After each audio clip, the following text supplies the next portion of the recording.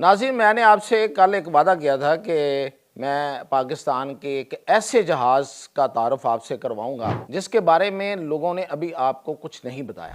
ख़ास तौर पे ये मैंने बात हामिद मीर के एक हालिया इंटरव्यू के हवाले से बात की थी। हामिद मीर पाकिस्तान के लीडिंग जर्नलिस्ट, सबसे मोतबर जर्नलिस्ट समझे जाते हैं। उन्होंने एक इंटरव्यू में ये कहा था कि पाकिस्तान के पास एक ऐसा जहाज़ है, आप F-35 को भूल जाएंगे। लेकिन उन्होंने उस जहाज़ का ना तो नाम बताया और ना ही उसकी खसूसियात। तो मैंने ये कल कहा था कि मैं आपको उसके बारे में बताऊंगा। ये जो जहाज़ है, इसकी तफसीलात के साथ मियां ताहिर। तो सबसे पहले तो मैं आपको बताऊं कि इस जहाज़ का नाम है PFX। PFX से बनता है पाकिस्तान फाइटर एक्सपेरिमेंटल, यानी कि पाकिस्तान फाइटर जेट्स में एक बड़ा एक्सपेरिमेंट कर रहा है। अब इसको जिस प्रोजेक्ट के तहत बनाया जा रहा है, उस प्रोजेक्ट का नाम बड़ा ज़बरदस्त है। वो है प्रोजेक्ट अज़म। अज़म यानी कि बुलंद इरादा। इस प्रोजेक्ट के तहत इसको बनाया जा रहा है और इसको बनाने के लिए जो प्लेटफॉर्म, जो अदारा है कामरा में, उसका नाम है NASTP। और इस NASTP में पाकिस्तान के बेहतरीन इंजीनियर्स, साइंसदान और हवाबाजी के माहिरीन एक साथ काम कर रहे हैं। अब ये जो तैयारा है, इसकी जो सबसे बड़ी खूबी है, इसकी तरफ आते हैं तेज़ी से ताकि आपका वक्त ज़ाया ना हो। इसकी जो सबसे बड़ी खूबी है वो ये है कि ये स्टेल्थ है, यानी कि ये नज़र नहीं आता। किसको? दुश्मन के राडार्स को, दुश्मन के सैटेलाइट्स को ये नज़र नहीं आता। यानी कि ये तैयारा जो है वो उनको अंधा कर देता है, उनके राडार्स को। और ये उस सूरत हाल में कि जब वो उनके राडार्स जो हैं वो इसको देख नहीं पाते तो ये अंदर घुस जाता है। ये 5th जनरेशन जहाज़ है। अब 5th जनरेशन जहाज़ का मतलब मैं आपको बता देता हूँ। जहाज़ों की नस्लें हैं, यानी कि पहली नस्ल का जहाज़, दूसरी नस्ल का जहाज़, तीसरी नस्ल का जहाज़। जैसे जैसे ये जनरेशन, नस्ल मैंने आपको इसलिए कहा कि थोड़ी समझ आ जाए, वैसे जनरेशन का लफ्ज़ इस्तेमाल होता है। जैसे जैसे ये जनरेशन आगे बढ़ती है, जहाज़ जदीद होता चला जाता है।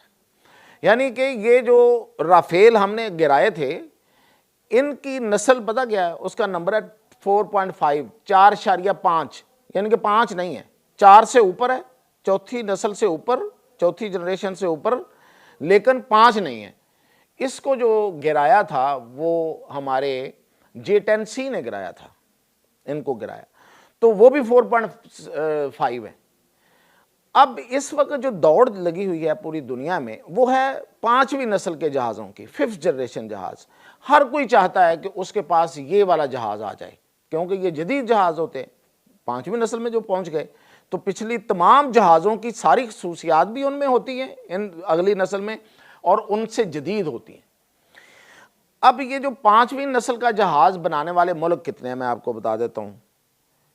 इस वक्त 5वीं नस्ल के जहाज़ सिर्फ 2 मुल्कों के पास है, वो है अमेरिका और चाइना। और फिर तीसरा मुल्क कौन सा है? वो है पाकिस्तान। हाँ, चौथा भी एक है, लेकिन वो भी अभी बना रहा है, वो है तुर्की। कान, उस तैयारे का नाम है कान। जो पाकिस्तान बना रहा है ये PFX है, और ये बड़ी तेज़ी से अपने बनने के अमल में इसका अमल जो है वो जारी है। अब इसके दूसरी खसूसियात क्या है? एक तो ये 2 इंजन वाला जहाज़ है, पावरफुल जहाज़ है, लेकिन 2 इंजन होने के बावजूद इसका जो वेट है वो F-35 से कम है।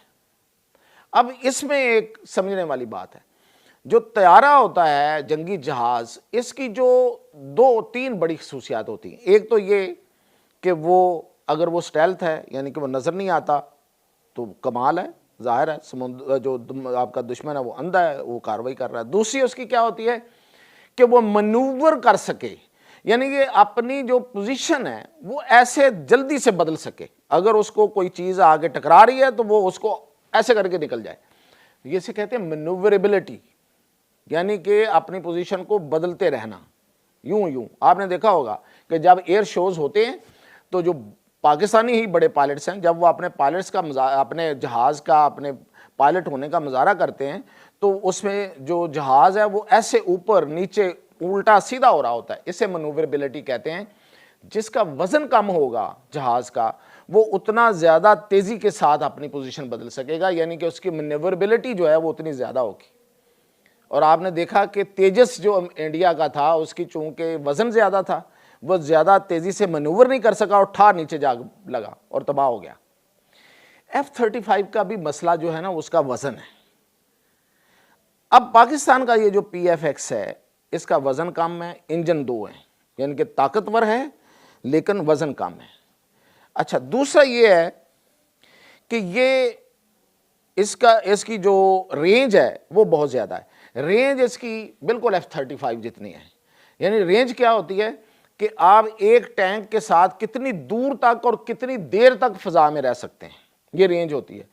तो ये इसकी बिल्कुल वही है जो अमेरिका आपको पता है कि उस F-35 के ऊपर कितना अकड़ के फिरता है और हर एक को कहता है हमारा जहाज़ खरीदें, और लोग चाहते भी हैं कि उनका ये जहाज़, यानी कि इजराइल ने उसका जहाज़ खरीदा हुआ है। सऊदी अरब उसके जहाज़ की ख़रीदारी के लिए पिछले दिनों वो वहाँ MBS जाके उसने कहा है कि हमें ये जहाज़ दें। तुर्की ये चाह रहा है कि उसको ये जहाज़ मिले, और पता नहीं कौन कौन चाह रहा होगा। महंगा भी बहुत है, बहुत महंगा जहाज़ है वो जो F-35 है, और ये उसके मुकाबले में महंगा नहीं है। उसके मुकाबले में ये शायद आधी कीमत में हो। अभी खैर इसका रेट नहीं निकाला। अच्छा जी, और इसमें जदीद सेंसर और एवियोनिक्स हैं, यानी कि इसका जो राडार सिस्टम है और इसका जो इलेक्ट्रॉनिक वॉरफेयर सिस्टम है और उसकी जो नेटवर्किंग है, दोनों तीनों चीज़ों की आपस में, ये जंगी सलाहियत में इस वक्त सबसे अहम चीज़ है। पुराने वक्तों में उसमें भी हम ही माहिर थे, वो था कि जहाज़ जो है वो डॉग फाइट कर लेते थे, आपस में डॉग फाइट करते थे, एक दूसरे के साथ लड़ते थे फ़ज़ा में। अब क्या है कि अब उसमें रडार सिस्टम ज़्यादा बेहतर होना चाहिए, सेंसर उसके तेज़ होने चाहिए, उसको पता चले, और फिर वहीं से वो इलेक्ट्रॉनिक वॉरफेयर करे, यानी कि वहाँ से अपनी या वहाँ से लेज़र के ज़रिए या दूसरे को जैम करके, दूसरे जहाज़ को जैम करके, हमारे J-10C ने क्या किया था, राफेल को जैम कर दिया था। ये है वॉरफेयर, इलेक्ट्रॉनिक वॉरफेयर इसे कहते हैं। ये उसमें सलाहियत होनी चाहिए। तो ये एक जहाज़ में सारी सलाहियतें हैं। आप यूं समझें कि जो 2-3 चीज़ें मिलाकर दुनिया जिनके साथ खेलती है, यानी कि एक जहाज़ होता है, एक इलेक्ट्रॉनिक वारफेयर अलहदा होती है, रडार अलहदा होता है, ये एक जहाज़ में ये सब कुछ होगा। ये जहाज़ ही नहीं होगा, ये सिर्फ फाइटर जेट नहीं होगा, आप इसे फ़ज़ाई बहरी बेड़ा कह लें, यानी कि तमाम सलाहियतें इसमें एट ए टाइम होंगी। और फिर ये कि ये फ़ज़ा से फ़ज़ा में मार कर सकने की और फ़ज़ा से ज़मीन पर हमला करने की, और फिर इस सिर्फ यही नहीं है। अब आपको पता है कि जहाज़ मुख्तलिफ़ किस्म के होते हैं, जो सिर्फ हवा में उड़ के, फ़ज़ा में उड़ के लड़ाई कर सकते हैं ज़मीनी इलाकों में, और वो जहाज़ अलहदा होते हैं जो समुद्रों में उड़ते हैं, समुद्रों की फ़ज़ाओं में। ये दोनों जगहों पे इसकी सलाहियत मौजूद है। ये समुद्र में भी कार्रवाई करेगा और ये फ़ज़ा में भी, और फ़ज़ा से ज़मीन पर भी करेगा। और अमेरिका के 2, बाय द वे एक मैंने नाम ले दिया, अब दूसरा भी बता दूं, अमेरिका के 2 5th जनरेशन जहाज़ हैं, एक F-35 है और एक है F-22 रैप्टर। ये दोनों का मुकाबला करेगा, दोनों से आगे निकलेगा, यानी कि सलाहियतों में उन जैसा, वज़न में उनसे कम, प्लेटफार्म सबसे ज़्यादा, यानी कि सलाहियतें एक से ज़्यादा, एक तो है ना उन वाली सलाहियतें हैं, उनसे ज़्यादा एक ही जहाज़ में सलाहियतें, और कीमत भी कम। पाकिस्तान का अपना तैयार करदा, कहीं से कोई चीज़ नहीं लेनी पड़नी। इंडिया आज तक जहाज़ बनाने में, अपना कारगर जहाज़ बनाने में क्यों कामयाब नहीं हो सका कि उससे इंजन बाहर से मंगवाना पड़ रहा है।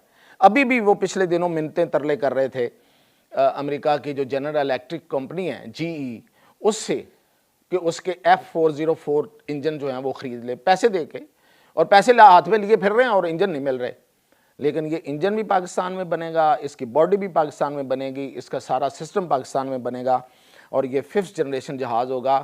अमेरिका और चीन के बाद पाकिस्तान 5th जनरेशन जहाज़ अपना, मुकामी तौर पे बनाया हुआ, और ये इंशाल्लाह बहुत जल्द ये शाहकार सामने आएगा। इजाज़त दीजिए।